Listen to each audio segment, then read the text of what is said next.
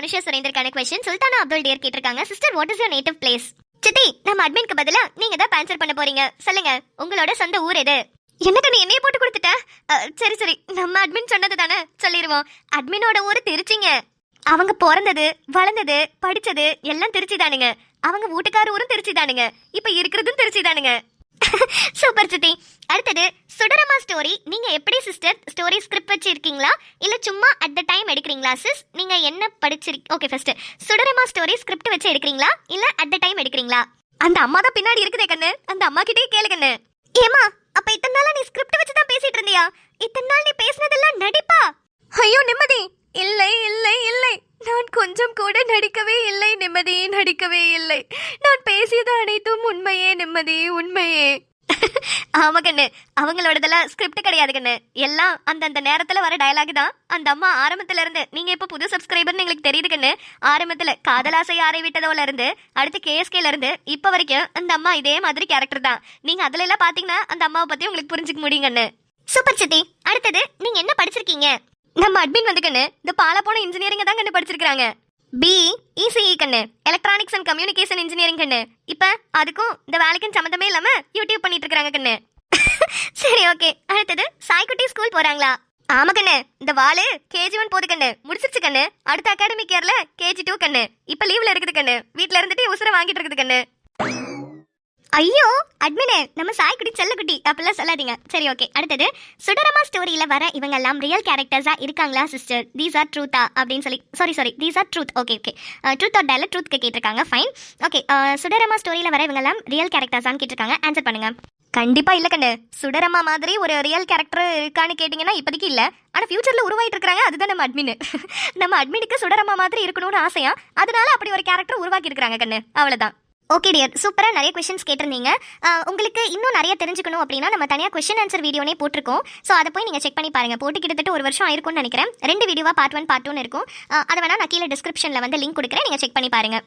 அப்புறம் நீங்களே ஒன்று கேட்டிருந்தீங்க, சுடரமா வந்து அன்னத்தை பாட்டியா அந்த சாங் வந்து பாடி டான்ஸ் ஆடணும்னு சொல்லிட்டு. அது கண்டிப்பாக ஒரு நாள் வீடியோவில் வருங்க. இப்போ வேணா வீடியோவில் வச்சுக்கலாம், நல்ல ஃபன் என்டர்டெயின்மெண்ட்டாக கொண்டு போகலாம். சரி ஓகே, அது அப்கமிங் வீடியோஸில் ஒரு நாள் கண்டிப்பாக வரும். அடுத்த கொஸ்டின், சுடரமா ஒரு நாள் முழுவதும் மௌன விரதம் இருக்கணும் என்ன அனுடியர் ஓகேவான்னு கேட்டிருக்கீங்க. யாருன்னா விஜய்ன்ற ஐடியில இருந்து வந்திருக்கு. மௌன விரதம் இருக்க சொல்லி தானே வச்சு செஞ்சீங்க, அப்புறம் என்ன, அதான் ஆல்ரெடி போட்டாச்சுங்க, செக் பண்ணி பாருங்க. அடுத்தது, குல்நாஸ் பாத்திமா நம்ம உயிர் தொழில் தான். மாப்பிள்ளை இதை வந்துட்டேன், ஒரு சின்ன டேர். சுடரமா 2 எபிசோட்க்கு முன்னாடி சமைச்ச பால்டாயில் பாயாசத்தை அவங்களே சாப்பிடணும். நமக்கு எப்போதும் நம்ம சமைச்சதை நம்மளே சாப்பிட்டு பழக்கம் இல்ல கண்ணு, வேணா வீட்டுக்கு வாங்க, உங்களுக்கு சூப்பரா சமைச்சு தரேன். இந்த பதில் அவங்களே எதிர்பார்த்துருக்க மாட்டாங்க. சரி ஓகே. அடுத்த கொஸ்டின், ரிஸ்வானா பர்வீன், நீங்க இந்த சேனல் ஆரம்பிக்க இருந்த ஒரு இம்பார்ட்டன்ட் ரீசன், அப்புறம் எவ்வளோ தடவை கஷ்டம் வியூஸ் போகாத போலாம், கமெண்ட் வராத போதும் சரி, உங்களுக்குள்ளே மோட்டிவேஷன் பண்ண விஷயம் எது அப்படின்னு சொல்லி கேட்டிருக்கீங்க. இவங்க வந்து நம்மளோட சேனல் ஸ்டார்ட் பண்ண டைம்ல இருந்தே ஃபாலோ பண்ணிட்டு இருக்காங்க. அப்பையிலேருந்தே கமெண்ட் பண்ண கிட்டத்தட்ட 2.5 இயர்ஸா ரொம்ப சப்போர்ட்டிவான ஒரு கான்ஸ்டன்ட் சப்போர்ட்டர்னே சொல்லலாம். ஓகே, நீங்க இந்த சேனல் ஆரம்பிக்க இருந்த இம்பார்ட்டன்ட் ரீசன் என்ன அப்படின்னு சொல்லி கேட்டீங்கன்னா, நத்திங் இம்பார்ட்டன்ட்ங்க. ஆக்சுவலாக என்னோட ஹஸ்பண்டோட ஜாப் வந்து ட்ரான்ஸ்ஃபர் ஜாப் அப்படிங்கிறதுனால பேங்க்ல ஒர்க் பண்ணிட்டு இருக்காங்க. ஸோ ட்ரான்ஸ்ஃபர் ஜாப் அப்படிங்கிறதுனால என்னால் ஒரு இடத்துல உட்காந்து ஒர்க் பண்ண முடியாது. ஸோ என்னன்னா ஒரு ஒரு பிளேஸ்ல இருந்து என்னால் ஒர்க் பண்ண முடியாது. அதனால வந்து சம்திங் டிஜிட்டல் வைஸ் பண்ணால் மட்டும்தான் நான் எங்கே மூவ் ஆன் பண்ணாலுமே என்னால் வந்து அதை கேரி ஃபார்வர்ட் பண்ண முடியும்னு தெரிஞ்சுது. ஸோ அதனால நான் யூடியூப்குள்ளே வந்தேன், அவ்வளோதான் வந்து மெயின் ரீசன். அப்புறம் வந்து கேட்டிருந்தீங்க, எவ்வளோ தடை கஷ்டம் வியூஸ் போகாத போது கமெண்ட் வராத போது உங்களுக்கு மோட்டிவேட் பண்ணுற விஷயம் என்னன்னு கேட்டிருந்தீங்க. ஒன்றுமே இல்லைங்க, செல்ஃப் மோட்டிவேஷன் தான். நம்ம மோட்டிவேட் பண்ணுறதை விட வேற யாராலையுமே நம்மள மோட்டிவேட் பண்ணவே முடியாது. அதை நான் எங்கனாலுமே அடித்து சொல்லுவேன். ஃபர்ஸ்ட் ஆஃப் ஆல் நமக்குள்ளேயே நம்ம பேசிக்கணுங்க. நம்ம தோல்வி அடைஞ்ச போதும் சரி, நம்ம வந்து ஒரு மாதிரி துவண்டு போகிறப்பையும் சரி, நமக்குள்ளேயே நம்ம மோட்டிவேட் பண்ணிக்கணும். உன்னால முடியும், எந்திரிச்சு ஓடி, என்ன இப்போ பார்த்துக்கலாம் அப்படின்ற மாதிரி நம்மளை மோட்டிவேட் பண்ணணுங்க. வேற யார் சொன்னாலும் நம்ம மனசு கேட்காது. அது நீங்கள் வந்து என்ன சொல்கிறது, அப்போ அந்த டைம் வந்து நம்மளுக்கு கொஞ்சம் ஃப்ரீயாக இருக்கிற மாதிரி இருக்கும் மற்றவங்க சொல்கிறது. பட் அது லைஃப் லாங் வருமானு கேட்டால் வராது. நம்மளை மோட்டிவேட் பண்ணிக்கிட்டால் மட்டும்தான் லைஃப் லாங் நம்மளால் வந்து ஓட முடியும். அதை மட்டும் நல்லா புரிஞ்சுக்கோங்க. இப்போ நான் வந்து உங்களுக்கு சொல்கிறது ஒரு 5 நிமிஷம் நல்லா இருக்கலாம், ஆமாம் கரெக்டாக தானே இவங்க சொல்கிறது, ஓகே நம்ம பண்ணிடலாம் அப்படின்ற மாதிரி. பட் லைஃப் லாங் உங்களுக்கு ஃபுல் மோட்டிவேஷன் வேணும்னா நீங்களே உங்களை மோட்டிவேட் பண்ணிக்கிட்டா மட்டும்தான் உண்டு. ஸோ எப்போதுமே நீங்கள் சோகமாக இருக்கும்போதோ இல்லை கஷ்டத்தில் இருக்கும்போதோ உங்களுக்கே நீங்கள் சொல்லிக்கோங்க, பார்த்துக்கலாம், என்ன இப்போ ஒரு லைஃப்பை ஜாலியாக வாழ்ந்துட்டு போவோம், அதில் என்ன இருக்குது, என்ன வேவோ அதை கண்டுபிடிச்சி அதுக்கேற்ற மாதிரி ஜாலியாக வாழ்ந்துருங்க அப்படின்ற மாதிரி அதை மட்டும் மைண்டில் வச்சுக்கோங்க. சரியா சொன்ன கண்ணு, இது 100க்கு 100 உண்மை. சரி, அடுத்த கொஸ்டின், சுடர்மா வந்து மலர் மம்மி சொல்றத 1 டே ஃபுல்லா செய்யணும் இல்ல 24 hours எஸ் சேலஞ்ச் மாதிரி அது உங்களுக்கான டேர் அப்படின்னு சொல்லி அஸ்வினி AS கேட்டிருக்காங்க. ஐயோ கண்ணு, உன்னை எனக்கே பார்க்கணும் போல இருக்குது. நீ ரொம்ப ரொம்ப நல்லா இருக்கணும் கண்ணு. இந்த மாதிரி ஒரு சேலஞ்சை கொடுத்து எவ்வளவு நல்லா இருந்துச்சு தெரியுமா அதை நான் பண்ணும்போது. ஏற்கனவே போட்டாச்சு கண்ணு, போய் பாத்துரு. இருக்கும்படி இருக்கும், பாத்துக்கிறேன் அஸ்வினி கண்ணு. அடுத்ததா முருகா கார்ட்டூன் தமிழ். அவங்க என்ன கேட்டிருக்காங்கன்னா, அக்கா சுடரமா ஒன் டே ஃபுல்லா பேசவே கூடாது, மலரமா மட்டும்தான் பேசணும், சுடரமா சைலண்டாக இருக்கணும். அதுவும் நல்லா இருந்துச்சு கண்ணு. ஒரு நாள் ஃபுல்லா அந்த அம்மா மௌன விரதம் இருந்தாங்கல்ல, சூப்பரா இருந்தது. நன்றி கண்ணு இந்த ஐடியா கொடுத்ததுக்கு. அடுத்ததா ஹேமா சுந்தரி கேட்டிருக்காங்க, அக்கா சுடரமா ஒரு நாள் ஃபுல்லா தூய தமிழ்ல பேசணும். தூய தமிழில் தான் பேச வேண்டும் என்ற வீடியோ போட்டு விட்டோம். பிரியாணி சேலஞ்ச் வீடியோவில் இருக்கிறது, பார்த்துக் கொள்ளுங்கள். தூய தமிழ்ல ஆன்சர் பண்ணியாச்சு. அடுத்து லலிமா கேட்டிருக்காங்க, சுடரமா ஒன் டே மௌன விரதம் இருந்தால் என்ன நடக்கும்? ஆல்ரெடி மௌன விரதம் வீடியோ போட்டாச்சு டியர், பாத்துக்கோங்க. ஓகே, லாஸ்டா இசையன்பு கார்ட்டூன்ஸ் ஐடியில இருந்து கேட்டிருக்காங்க, ஒரு டேர் அவங்க வந்து கொடுத்திருக்காங்க. ஸோ அந்த டேரை கூடிய சீக்கிரமாவே நிறைவேற்றுறேன்ற வாக்கு இங்கே கொடுக்குறேன் நான். அவங்க டெய்லியுமே கமெண்ட்ஸ்ல கேட்டுட்டு இருக்காங்க, எப்போ வரும்னு. சீக்கிரமாவே வந்துருண்டா. நான் ஆல்ரெடி உங்ககிட்ட சொல்லிட்டேன், ஆதித்யாவை இன்ட்ரோ பண்ணணும். ஸோ இன்ட்ரோ கொடுத்ததுக்கு அப்புறம் தான் உங்களோட டேர் அங்கே வந்து நிறைவேற்றப்படும். சீக்கிரமாவே இன்ட்ரோ கொடுத்துடலாம். இப்போ எல்லா போட்டியும் முடிஞ்சிச்சு இல்லையா?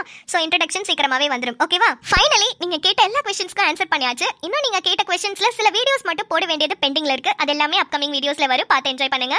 ஓகே, இப்போ நம்ம என்ன பண்ணலாம்? இந்த மாமியா கிளவிய தேடி நகையை முத புடுங்கணும் அதுகிட்ட இருந்து. எப்ப சொன்னிச்சு இப்ப ஆளை காண பாரு. ஏக்கண்ணே, உனக்கு தான் அந்த மாமியா கிளவி எங்க இருக்குன்னு தெரியும்ல, கூட்டிட்டு போ கண்ணே. சரி வாங்க, கூட்டிட்டு போறேன். வாங்க. எங்க அந்த கிளவி? ஐயோ சித்தி, எதுக்கு இப்படி கோவப்படுறீங்க? நம்ம ஆத்தா சித்தி, பொறுமையா பேசுங்க. அட ஏன் கண்ணே நீ வேற, அந்த ஆத்தாக்கு பொறுமை ஒரு கேடாக்கும். ஒரு வாரமா எங்களை அலைய விட்டுட்டு இருக்குது கண்ணே. அதோட ஒரு நெக்லஸுக்காக நாங்க போடாத போட்டி இல்ல, அத வேற காலங்காத்தால இருந்து ஆளை காணோம். அதான் பயமா இருக்குது. ஐயோ நீங்க ஒண்ணும் பயப்படாதீங்க சித்தி, எல்லாம் மேல இருக்கிறவன் பாத்துப்பான். அந்த நம்பிக்கையில தான் கண்ணு நானும் இருக்கேன். எல்லாத்தையுமே மேல இருக்கிறவன் பாத்துக்கிடுவான். அடி பேசுனதெல்லாம் போதும், உங்க ஆத்தா எங்கடி? அம்மா அது வந்து ஆத்தா. சொல்றீ, உங்க ஆத்தா எங்க? அதுக்கு ஒரு பாடைய போட்டாதான் எனக்கெல்லாம் மனசு ஆறும். எவ்வளவு நேரமா தேடிக்கிட்டு இருக்கேன், ஆளையே காணோம். மா நீ என்ன நினைச்சாலும் ஆத்தாவை ஒண்ணும் பண்ண முடியாது. எல்லாத்தையும் மேல இருக்கிறவன் பாத்துக்குவான். என்ன அப்பையில இருந்து மேல இருக்கிறவன் பாத்துக்குவானே சொல்லிட்டு இருக்கா? ஒடங்கொய்யாலே மாமியா கிளவி மாரநேரி கொளவி, இங்கதான் ஒளிஞ்சுக்கிட்டு இருக்கியா நீ? கண்ணு என்ன கண்ணு, வந்ததுல இருந்து வளவளன்னு பேசிக்கிட்டே இருக்க. நீ தானே ஆத்தாவை காட்டுறேன்னு கூட்டிட்டு வந்த. மலரு, இப்ப உன் மாமியார் இந்த இடத்துக்கு வரணும் அதானே? ஆமாக்கா, அது வந்தா தானே நம்ம ரெண்டு பேர்ல யாருக்கு நெக்லஸ் கிடைக்க போகுதுன்னு தெரியும். படையப்பா படத்துல தலைவர் எப்படி ஊஞ்சல மேல இருந்து கலட்டி கீழே தள்ளுறாரோ, அதே மாதிரி உங்க மாமியார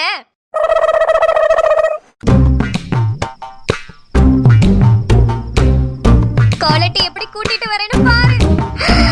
தாய்க்கிழவி மேல பரணியில ஒளிஞ்சிட்டு இருக்கா. ஏக்கா கீழே இழுத்து போடுங்கக்கா. அடியாடி பொறுமையாடி, பொசுக்குன்னு இழுக்காதடி. வயசான காலடி, நாலு வீட்டு வந்துருக்கின்ற போதடி.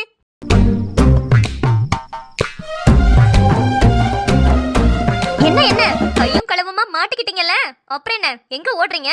அதானே. ஏத்த என்ன சொன்னீங்க? நகை இன்னைக்கு எங்க கைக்கு வந்துரும்னு சொன்னீங்கல்ல, எங்க நகை எங்க எடுங்க. நகை தானே, தோ எடுத்துட்டு வரேன். இருங்க எடுத்துட்டு வரேன். ஹை, மாமியா கிளவி உள்ள ஓடிருச்சு. அப்ப உண்மையாலே நகை இருக்கா? நான் கூட இதை ஏமாத்திடுச்சுன்னு நினைச்சேன். அப்பாடா, நகை எனக்கு தான். எப்படி கண்டுபிடிச்சு இழுத்து விட்ட பாத்தியா?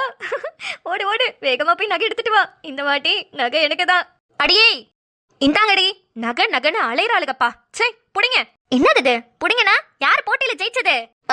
போட்டியில தானே ரெண்டு பேருமே ஜெயிச்சிட்டீங்க.